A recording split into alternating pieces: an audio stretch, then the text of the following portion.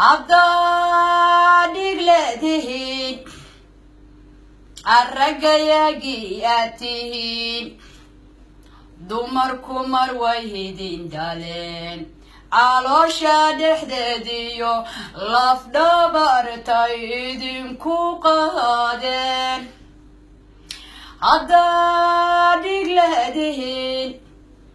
arragayagii aad tihiin dumarku mar way idin dhaleen caloosha dhexdeediyo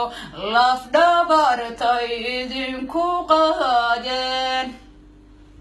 naaskay idin nuujiyeen adhabtay idinku seexsheen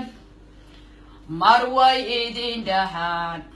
dhaqaalaha way kabaan aficin way idinka hormarshaan